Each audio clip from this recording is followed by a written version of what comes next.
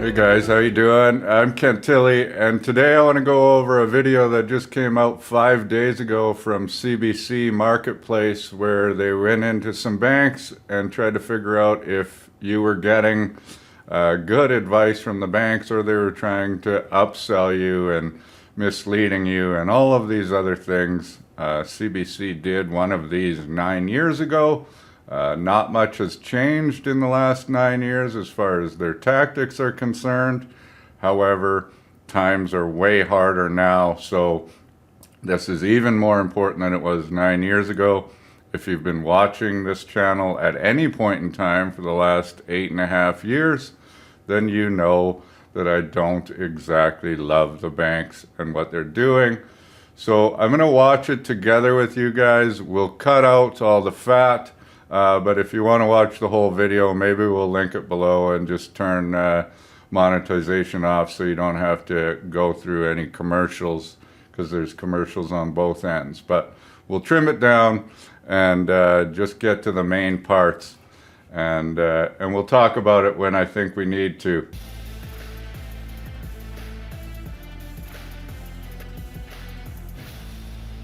The pressure to sell. We're encouraged to push our targets over clients. Inside Canada's big banks, It's not a customer service or advice-driven environment. we go undercover to hear what's getting pushed. You have a credit card limit increase for $8,000.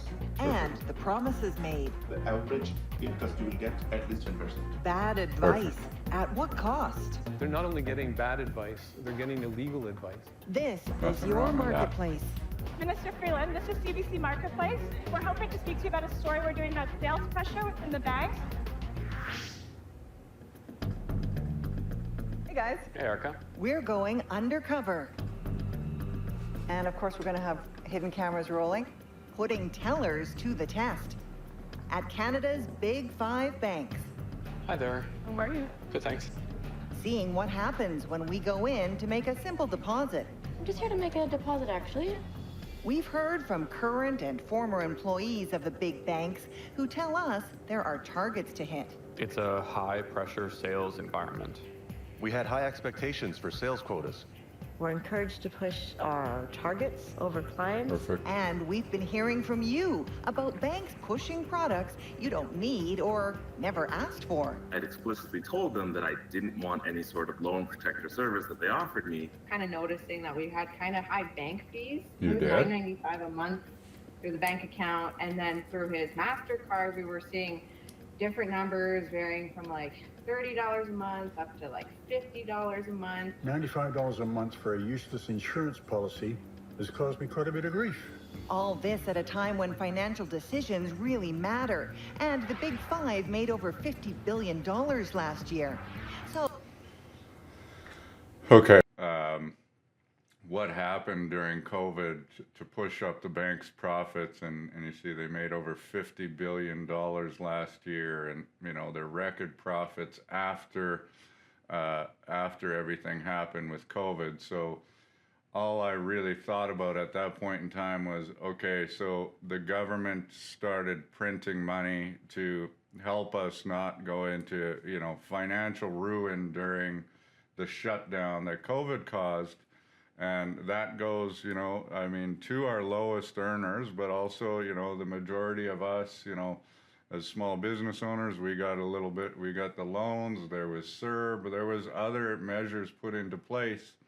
And as you watched, the flow of that money immediately went from the very bottom and just grew into crazy profits for the bank. The real estate boom that went on during that time was crazy. And all they did was they took that money into their own pockets and lent it out back to us. And the government hadn't raised rates yet while the economy was booming during those times. So everybody thought that borrowing was going to be cheap. And then we get saddled with higher interest rates, and now they get to keep their profits roughly the same, lay off thousands of workers, keep overcharging us for everything.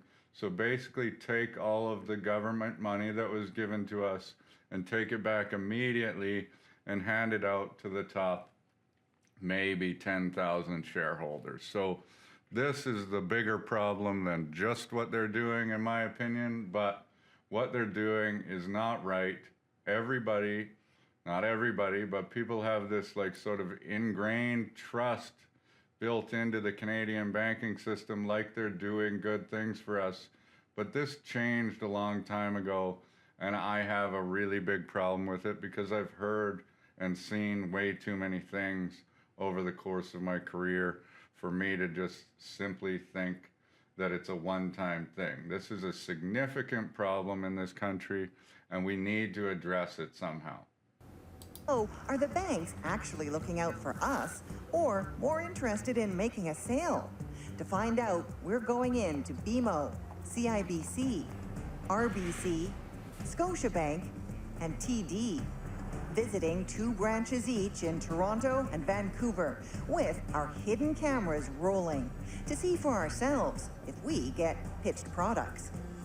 I want to see if you have any offers right now. Oh, sure. What kind of offers? Let's chat. All right. So Watching along will be Sandy Martin, an independent certified financial planner and a former bank employee. What is the goal? Yeah, so that's the best part. I never worked in a bank. I worked for a big financial institution, and you know, depending on the time of year or what was happening, there was always like a big push of, you know, what do we want to try and sell today? And I've talked about this many times on the channel, was like, instead of actually doing education about financial planning, what would happen is somebody with a product that was on our shelf that was an expert in that product would come in and basically teach us how to sell it. So instead of education, we were just being taught sales training things, which I think is wrong. This is a service-based industry. People are assuming that you're getting good advice when you go in. And I know, and they'll talk about it later in this video, is there's always pushes for different things in the banks. And they talk about how their sales credits go up as a team or whatever, and they get like punished if they don't actually approach enough people or hit these quotas or targets or whatever. They all have like these sales boards and let everybody know how good or how crappy somebody is doing to kind of drive that. And you know, some of the things that they're always trying to sell are GICs, which right now are okay because the rates are fine. But, you know, early back in the day, most of my career, they're paying absolutely nothing and just allowing the banks to borrow out more. Loan protector insurance, they absolutely love. And then obviously on top of that, credit card limit increases, which were talked about, is the biggest thing that they do for sure. And this is the one I have the biggest problem with, because somehow they've gotten away with the fact that no actual underwriting needs to go into credit card limit increases, other than them just saying, well, this person's close to maxed out, let's give them an increase. Why can't we go into the bank and be like, you know, I've got this high credit card, but I've got income, I'm trying to pay it down. Can you give me a loan or a line of credit that I can transfer this balance to, cut up this credit card and pay, you know, half the interest rate? And every single time they say absolutely not. We'd have to go through like some sort of financial underwriting to give you the same amount of credit with a lower interest rate. How that makes sense, I'm not totally sure. So you imagine, just for sake of easy math, a credit card with a $10,000 balance on it is going to be charging you 20% interest in a year, so $2,000 of interest in a year. Now, if you invested $10,000 and their MER was 2%, then they're earning $200 for you to invest, or $2,000 for you to borrow at that super high rate. Which would they rather? Especially considering that in the MER, the profit of the bank might only be 1% or $100 compared to almost full profit on that interest for the credit card. So their share price depends on selling these things that make them more money.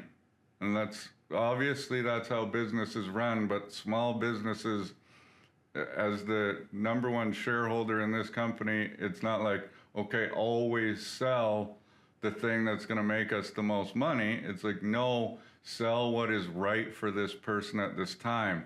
And you'll see what happens when somebody comes in with a credit card balance and some money, and we'll see what they have to say about that. Because that one I love very much. At RBC, our tester goes in to deposit $100, but then you have a credit card limit increase for $8,000. That's cool. Okay. And that's not all. That is cool. And then you have another one for an upgrade to the Ion Plus visa. So the harm is that you are treating a moment where somebody assumes they're getting a service as an opportunity to slide in there with a sale. And I think that's kind of gross. If people have access to credit, how likely are they to use it? You might not realize how much this is a dangerous thing to have. It can add up really fast. No pitch when we visit CIBC, but a different story at BMO. That was no pitch when they went to CIBC, and I don't get pitched when I go into the tellers very often, but what I loved about this was we watched this yesterday, and afterwards Sean was like, after watching this, the only CEO of any one of these banks that was actually upset about this thing was the CIBC CEO, because he's like, why aren't our tellers pitching to all the customers that are coming in? This is hurting our bottom line. And at the end of the day, it's really that sad, is like, you know, that's probably the truth, is that they don't care that they're being seen as in a bad light, because all of these big five, doesn't matter to them what's happening, because if you say, okay, well, I hate CIBC because they did this, they know that, you know, BMO is going to get that business. They all have all of our business. So as long as they're, you know, getting back a disgruntled customer from another bank, losing a customer to them doesn't matter. It's like they're one big one with 5 names. After our tester deposits her cash, she's pitched a checking account. There is no cost for that. So the only condition for the premium plan to have is maintain 6,000 inside the same account. Yeah, so there's no cost for that unless you have $6,000 just sitting in your checking account doing absolutely nothing. So, you know, what kind of average Canadian has $6,000 coming into their checking account when, you know, rent makes up more than half of their income, you know, groceries are insane. How are you saving $6,000, and why are you keeping it in this checking account just to not be paid? So they always say there's no fees, but as you know, there's fees on absolutely everything they do. There was a lot of sales pressure in every aspect of the bank. That push to upsell is something this former BMO teller knows all too well. A lot of people can't keep that balance above 6,000, so they're eventually charged for the premium plan. The $30? Yes, I've seen it a lot. We're concealing his identity, and someone else is reading his words because he still works in the financial industry and fears speaking out will cost him his job. Every week they would release your results and display your name with what you sold. Why do you think that email went out? Better. To shame you, you were scared to lose your job. We obtain internal documents that show the sales credits BMO employees get for selling things like checking accounts, credit cards, and lines of credit. The more money the bank makes, the more credits the employee earns. I felt like I had to... So I don't really know what these sales credits do at the end of the year, maybe bonus, but I've heard stories of like, okay, so it's also like based on a team. So maybe an ex-bank employee can reach out, and I'd love to ask you questions, even if it was like you blocking out your face. But like the sales credit board will show, okay, you know, Jimmy is just absolutely crushing it. He ruined this elderly lady's life, and he got, you know, 1,500 sales credits. But Susie actually felt bad, so saved some money, didn't get those sales credits. And as a team, if you don't hit all of these proper numbers, then everybody's going to be mad at Susie because Susie was nice and was just actually trying to be helpful with her job, where Jimmy was just super pumped to maybe get an extra bonus at the end of the year, which would be so minimal compared to what you're actually charging these people, because the banks don't pay well, but it's a secure job with good benefits and usually a pension plan or whatever. And who doesn't need a stable and solid job right now? So, you're forced into thinking you're going to lose your job if you're not selling enough as a teller, which I always thought a teller was just a service position, just so people don't have to go to the machine, but they can actually talk to somebody, not because you're trying to sell us something every single time, which I think is absolutely ridiculous. Mislead customers in getting products that they didn't need. What toll did that take on you?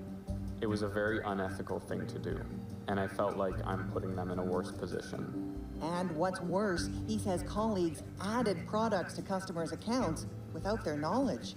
Many times. Because So this happens all the time, because who's going to look? Like, you just add Loan Protector on, that costs $10-20 a month. You just automatically increase a credit card limit without them knowing. They don't even pay attention. All of these things that can kind of fly under the radar unless somebody's really good at noticing every single thing that's coming in and out of their account. These get added all the time. Completely illegal. Totally brutal, and it happened. Like, there's a big class action in the States for all of these things happening, but I know that it happens here. And why are we allowing this to happen? Like, everything just seems to get swept under the rug every single time. But if you pay attention to any financial news reporting, there's some sort of lawsuit that's being settled by every bank all the time, but they don't hit the news because the banks are the biggest advertisers for the news. So one thing that we were discussing yesterday, whether you hate or love CBC, that's kind of beside the point, but one good thing is about the CBC is no other, news organization is going to do something like this, because they're immediately going to be threatened with losing all their advertising revenue, which becomes a problem. If we can't have proper news because the advertisers might get upset, then maybe we need to do something about that as well. And I mean, that goes for the government as well. I know we don't trust the government right now. They're not really doing us any favors. So why do we trust a government-run news organization? I understand. Because they needed to meet their sales targets. Sound familiar? Sign up customers or face being fired. 7 years ago, my investigation with CBC's Go Public team revealed the immense pressure employees at all the banks were under to sell. Already there are calls to better regulate financial titles. Selling products and services people didn't need just to hit targets. Sometimes I wish they were better regulated. I'll talk about this on the channel another day. Limits without permission. It's hard to trust them after seeing incidents like this. So, has anything changed? At TD, as our tester is depositing her money. You can certificate fine with us, you're able to get a credit card with us. You don't have to go through a credit check, you don't have to locate an income. So you qualify for a credit card. You don't even need an income check. The ideal situation is for a credit card to be given to somebody who then keeps a balance on it and can't pay it off. But of course the bank wants to sell people credit cards, and of course the barrier to entry is going to be so low it's in the floor. Nothing at Scotiabank, but over at another BMO branch, it's just that if you're qualified to get a pre-approved personal line of credit. Our tester is told she's eligible for a 20. Which is, she must have had, well, they didn't even check. I think all she said is she had $50,000 coming in with an inheritance, and they're like, you've been approved for a $25,000 line of credit. They might have run a credit check. it's pretty surprising that they don't give out lines of credit very often anymore like that. It's just like, you know what, we want you to do it all on a credit card because we don't have to run through the financial underwriting. We don't need to do these things to give you more credit card limits, which I need to see this changed.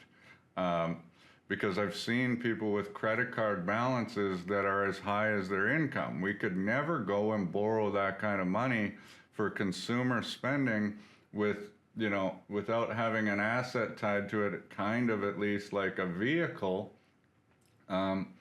People have credit cards that they will absolutely never be able to pay off because they're just handing them out like candy to kids on Halloween, and not paying attention, not caring about the ramifications.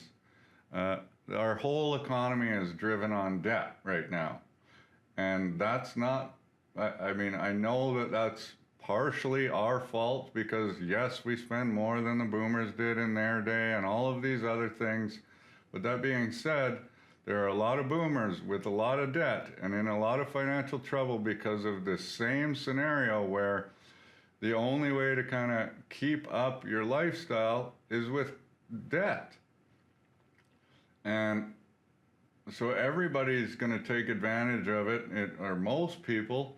And then the only thing that running our economy is people going into more debt. And the only people that are making money off of this are these giant financial corporations that have been hurting us for many years. It's not the same as it was back in the day where you can go and talk to your local banker and get some help. I couldn't walk into a bank today and be like, let me show you the numbers, let me show you how my business has been growing for 8 years, let me show you all of these things, can you guys help me out? The only thing they'd say to me is, oh, we can give you a higher limit on your corporate credit card. That is it. They wouldn't help me whatsoever. They wouldn't give me a loan. They wouldn't look at anything other than, unless you had money to pay this off right in your bank account, we won't loan you that money. What's that? $25,000 line of credit. You would recommend that? Yeah, I mean, it's not all the client will have this kind of offer. A line of credit. Well, he's just excited that he gets a $25,000 line of credit pop up on his screen. Small amounts of overspending that add up over time, and suddenly you have something that's incredibly difficult to pay off. Our hidden camera findings, not surprising to this former BMO employee. He recently quit when the pressure to sell became too much. I said, I feel like this is wrong. And what did she say, your manager? She says, every bank does the same thing. If we do it, at least we get the sales. And it isn't just the frontline tellers. If you sold, $500,000 mortgage, it would be worth 500,000 points. This former Scotiabank senior financial advisor says he was pressured to sell too. We're concealing his identity and someone else is reading his words. It's not a customer service or advice-driven environment. We're there to sell and make money for the bank.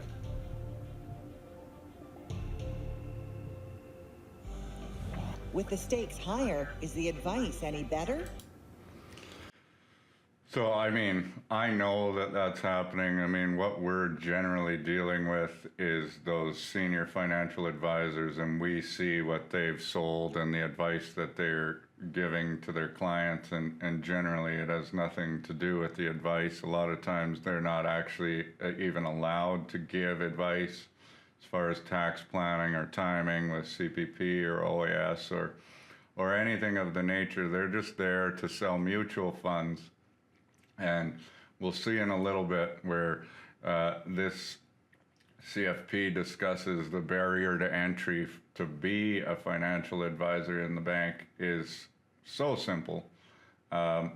Everybody that works at K4 has that at least, but the day they get it doesn't mean that I could ever send anybody out in the wild and be like, go start giving advice, because what people are paying us for is advice, not to sell something other than the planning advice for a cost, which is totally transparent where they are not.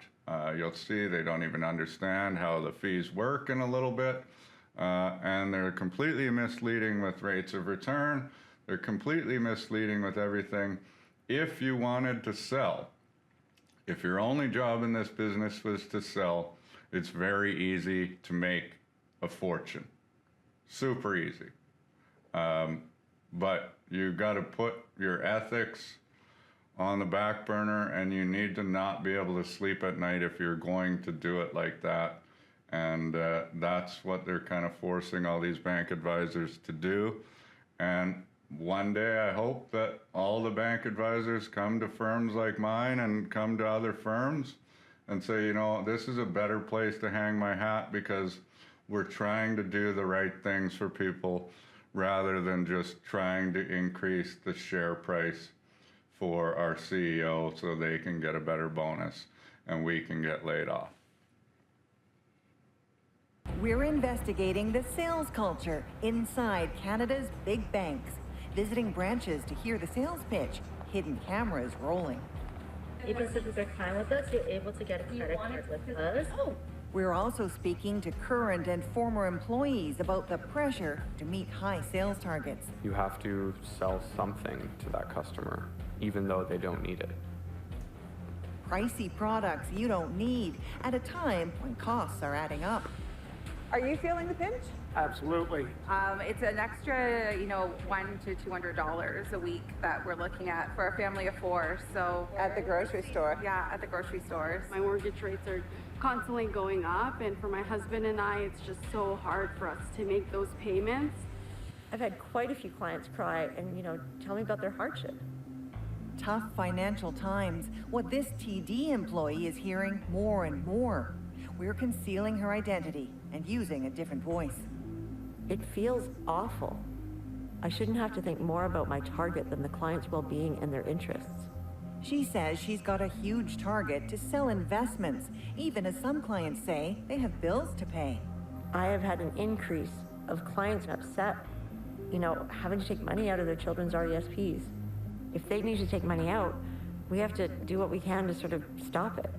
So, to be clear, do you feel you're under pressure to get customers to make financial decisions that may not be in their best interest? 100%. Oh my, what? That's it. That's all you need to know. Their targets are telling them to give advice that is against their best interest. That's it. You need money to pay bills and there's access to it, but it's in a mutual fund. No, get them a credit card. Then we'll make more money and still have the investments, but they'll be worse off. That's it. How is that good for anybody except the big five? And she says there's proof. She secretly recorded a coaching session with her manager about pushing customers. Her words are read by someone else to protect the insider's identity. When I hear you talking to them, it's almost like you think of them a lot. So that's why you don't want to put force on them. Because you're thinking about them, it kind of backfires for you in meeting your goal.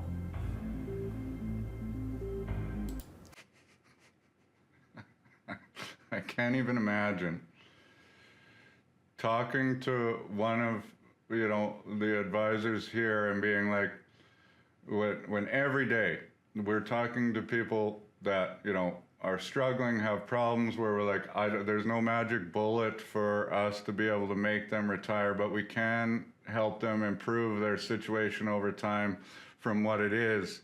And every day we're all like, what more can we do to help these people? What are some ideas that we have where this manager, just a manager. So for me, I'm the owner, I'm the shareholder. I would never be like, make sure you sell them as much as you can, because this is a human to human business where we're trying to help people. How can you convince a manager to drink the Kool-Aid that much, to tell the employees to forget about humans and just keep pushing those targets. What have they ingrained into these people to make them feel that that is right? How does anybody still work there? How do you continue to do that when you know that you're not helping anybody and you're only doing this for the benefit of a very few at the sacrifice of so many other people? How does that happen? I just don't get it. I don't think it's backfiring. I think I'm actually helping the customer. It's upsetting because this is the corporation I work for, and this is all driven by greed. Seems like we need to do more digging. So we're heading back inside the banks, this time to test what kind of financial advice we get from folks beyond the tellers. Let's hook up this one to your button cam. Those trusted financial advisors and planners. There we go. It's now recording. Helping us out, our colleague I Kimberly. really want to do She's this. going undercover. If they ask, you have some debt, credit card debt, about $17,000. Telling advisors she wants to invest a $50,000 inheritance. Not true, but we're testing the advice we get. I'm excited First for up, this. what do the advisors tell us to do about that credit card debt? Hello. I'm just wondering if there's an advisor that I can meet with. Now, before this even starts, the only advice here is to first pay off the credit card debt. The easy question that you can ask somebody that has debt and wants to invest or has some money, for example, in a TFSA, but also has debt, is to say, okay, let's look at the interest rate that you're paying. Let's say it's 7%. Then I'll say, well, you have to ask yourself a question here. Do you believe that your investment rate of return is going to be, on average, higher than 7% a year? And if you don't believe that, then you should pay off the debt.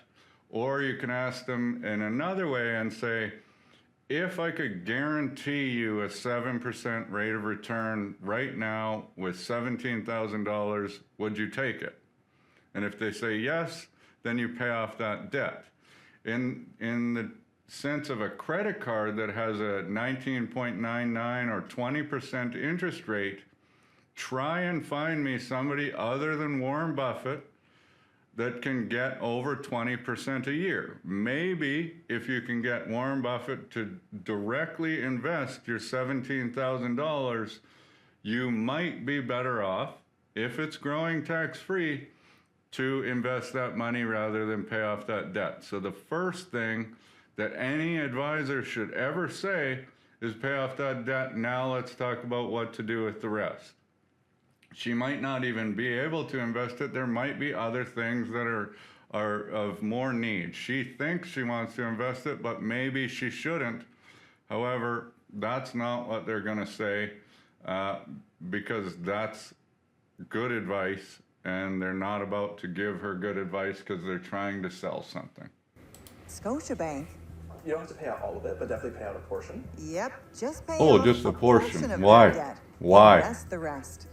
Bad advice, says certified financial planner Sandy Martin. There is no way that you can make 19.99% on your investment. It just won't happen. Of course, you should pay your credit card debt off.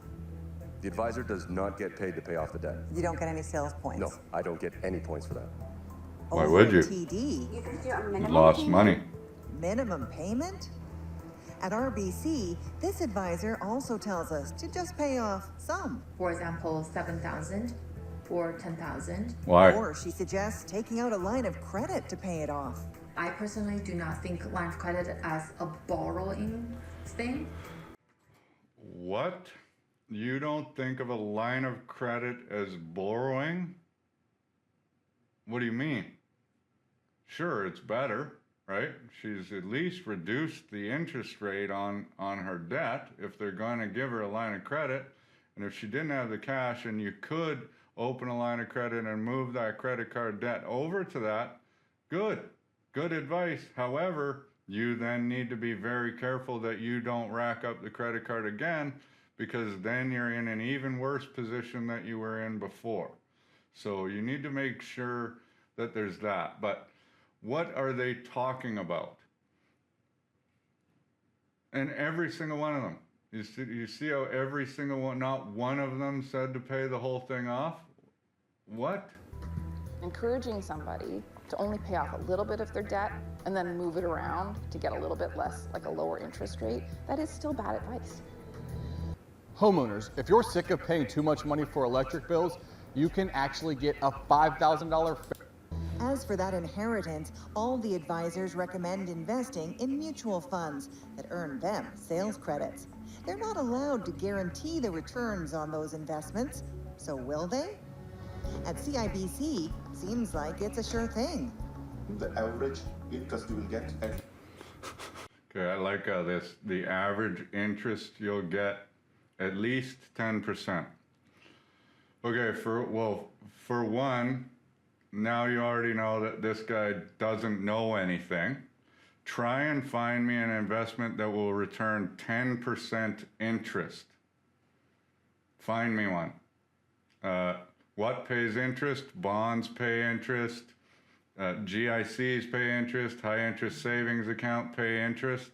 Stocks don't pay interest. Stocks grow and are taxed at capital gains.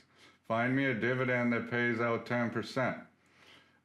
Dividends are taxed at a different rate. The only way you're going to get over 10% is if there's a lot of growth in your stock portfolio, which is not interest income, and it certainly isn't going to average above 10% every year. Just because last year a lot of the funds they have had good years does not mean that that's what's going to happen in the future, and that is never what you should be telling anybody, to expect that, or selling somebody based on past returns. It was very easy in the very beginning for me when I didn't know anything, when I was exactly like this guy. You pass a course that takes you 2 days to pass, and then they say, go and talk to every single one of your family and friends about their money and get them to invest in these funds. And I'm like, I have no idea what I'm talking about. And the only thing that I have is a book with a whole bunch of funds in it that I don't know anything about, other than like some lines and some numbers that say what the returns are.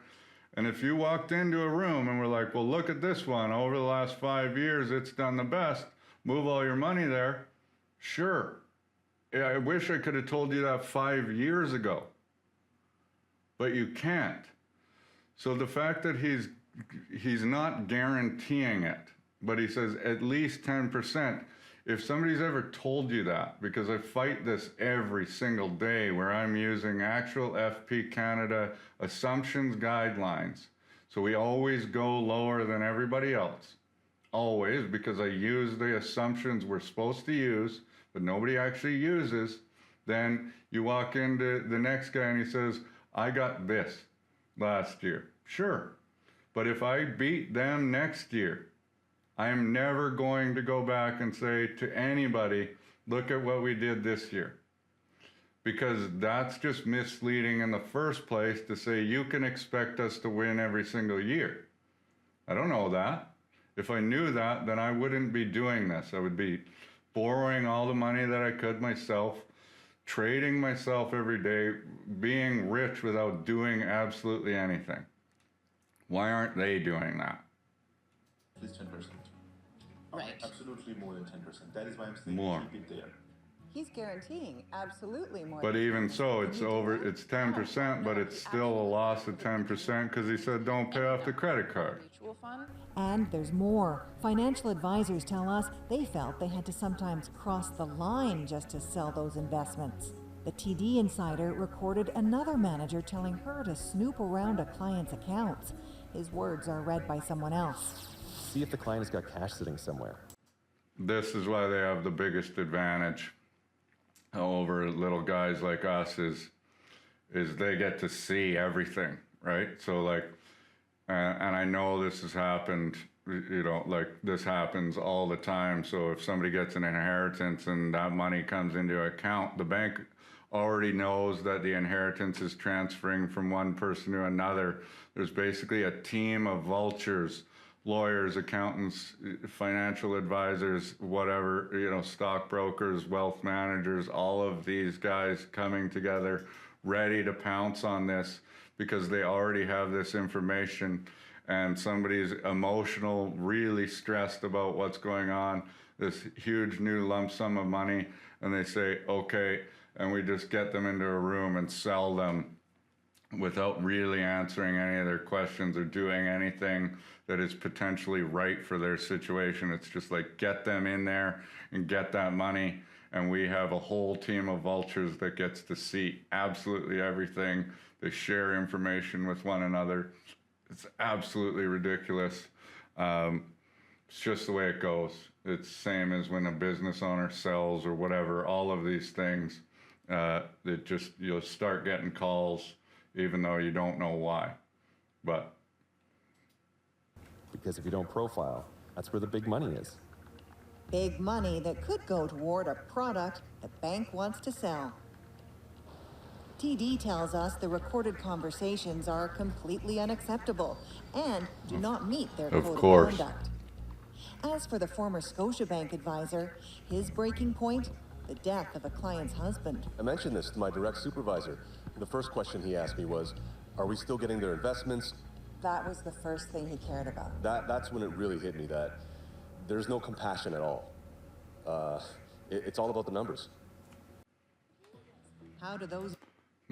My favorite story about this is, I still have a really good buddy that works at my old firm, and at the same time in 2014, our wives got pregnant at the exact same time. Turned out their due dates were in February. And so we both kind of told our manager at the same time, yeah, our wives are pregnant, whatever, all of these things. And he's like, when are they due? And we're like, February. And he says, instead of saying congratulations, he's like, that's during RSP season. So he's upset that we're not going to be as focused on selling in RSP season because we're having babies during RSP season. And I was like, well, I'm sorry, Mr. Manager, that, we couldn't time our IVF. We've been trying for 3 years and paying tens of thousands of dollars to get pregnant. I'm really sorry that we didn't time it properly so that Leo would be born outside of RSP season. I didn't mean to screw your numbers over so bad. So it was kind of the way it goes, right? Like, I can't even imagine thinking like that. Numbers play out when it comes to investments. Back on Hidden Camera, we're asking about the fees charged on those mutual funds.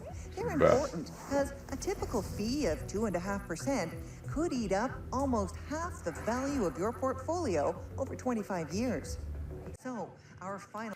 It's the whole reason why I started K4. There was new ways to invest in just as good of products at robo-advisors or wherever for way less. But I still thought people needed advice. So charging somebody 2.5% to buy a mutual fund, how much advice are you able to give? If you have $1 million, we're charging $25,000 a year on that account. Well, how often are we giving advice that valuable? The only reason people don't care is because they don't actually see that coming off most of the time. Or if returns are still good in a year, then they're like, well, then that was worth it. But that's not how it works. It's simple math, basically. Sometimes, even though you're paying lower fees, you are going to lose. Sometimes these funds win. It's just, you can't guarantee anything. Just because you're paying less for the fund doesn't mean that you're necessarily going to outperform it all the time, unfortunately. But it's going to significantly increase the likelihood that you see better performance over the lifetime of your investments. That's the only reason you want to lower your fees. If you still want advice, then there's firms and people out there that are trying to explain all of this to you. Thank you know, sweet baby Jesus, that in January 1st of 2027, so only 3 years away, finally you're going to see a statement on January 1st that comes out that says exactly how much money you paid to the bank in the previous year. This has taken like 10 years for the government to get their act together on this. And that's why we have a countdown clock on the website saying, I can't wait for this day where people actually get to see how much money they're being charged without being lied to, because there's ways that they hide how much they're charging you. Final check. What will advisors who have to sell mutual funds to hit targets tell us about the fees? I just want to bring up one other point about this is when CRM2 came into place, that was when the first time that we were gonna have to kind of disclose what the fees were, and groups of like 8 advisors had to go in and have roundtables and talk about how we were going to justify our fees in conversations with our clients or with new prospects when they asked. The whole thing wasn't like, all it was like, figure out how you're gonna get around this. Like, because this is a problem and we know it. And I'm like, well, yeah. Well, why don't we just reduce the fees? No, absolutely not. I mean, we need to keep making this bank. We need the banks to make $50 billion in profits. At BMO, Take it out of your returns. Yeah. The advisor incorrectly says the fees are only charged on any profit that $50,000 inheritance earns, not the nest eggs. It's 2.5% of the value. That's it, or whatever the MER is. Most banks aren't at 2.5 anymore. They're closer to 2. RBC and TD are 1.9-ish usually, somewhere around there. Depends on the fund. If it's a specialty fund, it'll be higher. But it's just charged. You don't see it. So, you know, let's say, for example, it was 2% and your return on paper was 7. That means the fund returned 9, and you just don't see it come out. Self. Just the return. So if the return was 5,000, it wouldn't be the 55,000 that they take it off. No. At TD, we're told not to worry about the fees. A lot of clients won't even notice because it's very insignificant. Yeah, super insignificant, like hundreds of thousands of dollars over your lifetime. Yeah, that's nothing. Also told incorrectly they're only charged on any profit. Will that 1.9% also be taken from the 50,000? Or No, it's not taken out from your own principal. RBC gets it right, says the fees apply to the whole investment, but claims they're no big deal. As long as you're happy with this return, you don't have to worry about the fees. I see. Okay. At Scotia, There hasn't been any discussion about advice. I wouldn't even bring up a fund. Like, I haven't even started looking at any of this. They're already looking at the growth portfolio, Series A. They probably don't even know this person's risk tolerance, but they know that that portfolio did well last year, so that looks good. And they know that it's done well over the last 10 years, so that looks good. So that's easy to sell. But they haven't once given a single piece of advice other than don't pay off your credit card and invest this $50,000. The advisor claims he doesn't know how the fees work. Perfect. Why should you know how that works? I've heard they only take it out of the gains. So let's say if your 50,000 grows to 55,000, that 5,000 gain extension, that's where they take the 2% out of it. I'm not too sure how they calculate it. So Sandy, your head was literally in your hands. Oh, it's so bad. And I genuinely believe that those frontline advisors don't know the answer. They are. Completely agree here with Sandy. what happens is the turnover rate in the advisor channel in the offices in your typical bank branch. You've been in there for like 6 months. You're a teller. You take this course. All of a sudden, you're selling mutual funds. You do not have the experience to be giving anybody advice on anything. You're not really even running it past anybody because the only thing that your managers care about is the actual numbers. What have you sold? They're not reviewing to make sure that the advice is right. They're not doing any of that. They're just saying, what did you sell at the end of the day, rather than what did you guys actually talk about? And like I said, like this is like a week-long course.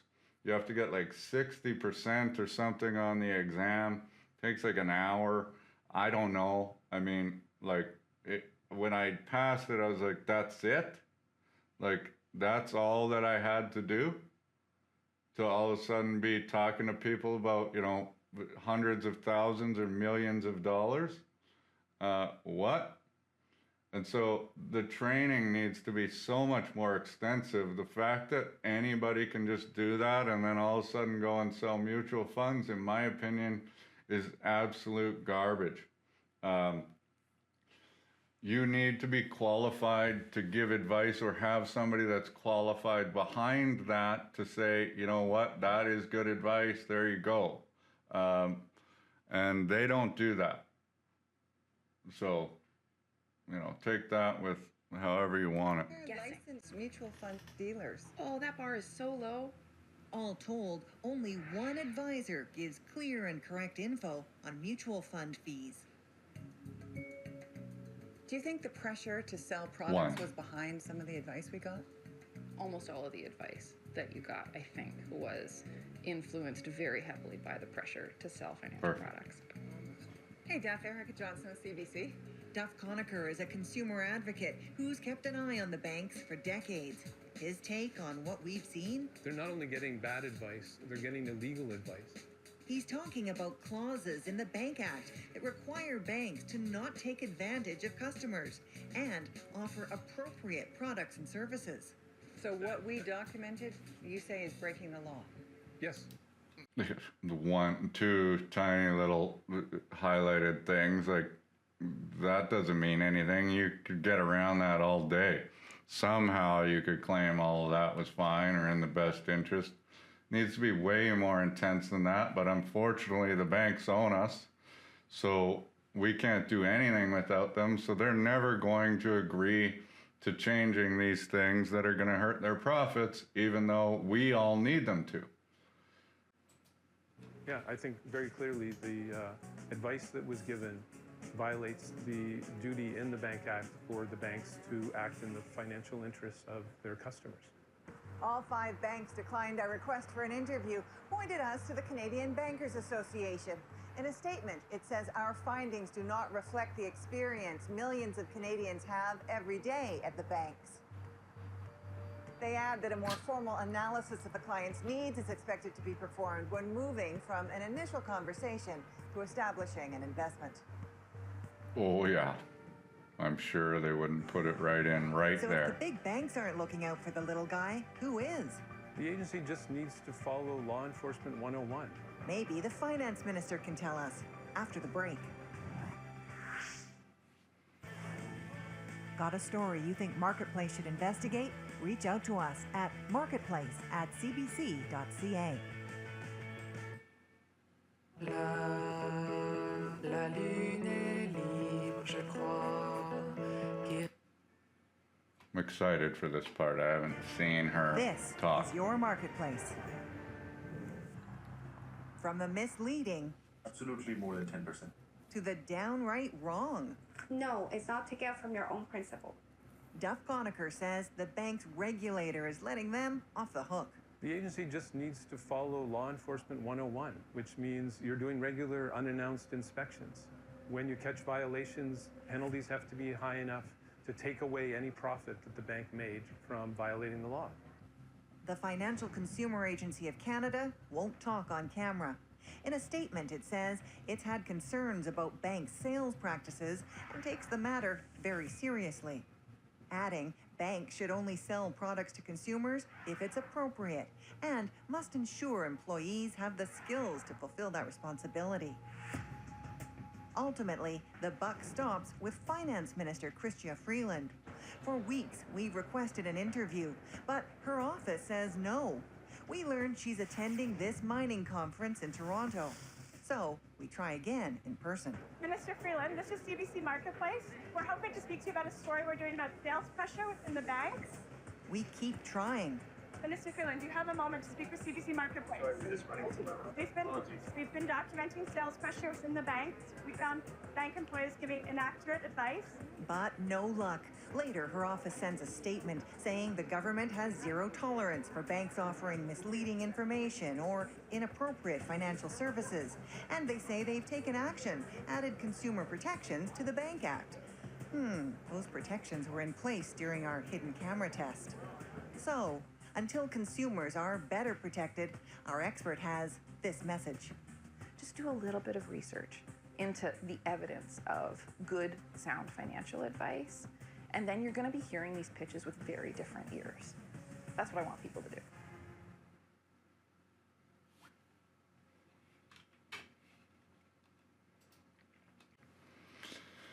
Sandy's absolutely right. I mean, the whole point of this channel and, you know, anyone else that's out there is just to give a higher level of financial education or literacy to people. And if we can make a little bit of money by running decent business, then but I'm not going alone. Then that's great. That's all we're trying to do. I mean, unfortunately, you know, for me, sort of fighting against these giant corporations takes a heavy toll on me because, you know, it's sort of like David versus Goliath, and I hate it because they have all these tools and resources to sort of hurt us, and they have hurt me many times over the years, just with changes that they've been able to make that, you know, I couldn't do anything about. So find out more, ask the right questions, make sure that you're working with somebody that you trust and that, you know, you guys' values align and you're really wanting to listen to them and their advice, and you're working together. It should be a good relationship. Not everybody, no matter what, if their intentions are good, are perfect working together. So that's also a big part of it too. So just be careful out there, watch for what you're looking for, and if you want a second opinion, we're always here, and there's tons of other good guys and girls out there just trying to do the right thing, because it's not like I have anything bad to say about these bank employees whatsoever. They're just doing their job. It doesn't make them bad people. It doesn't make them bad advisors. It just means that they're working for a company that doesn't have your best interests at heart. And a lot of us do. So that's basically it. Thank you very much for watching. If you haven't already, please like and subscribe. Love to hear what you think in the comments, and we'll chat soon. Cheers.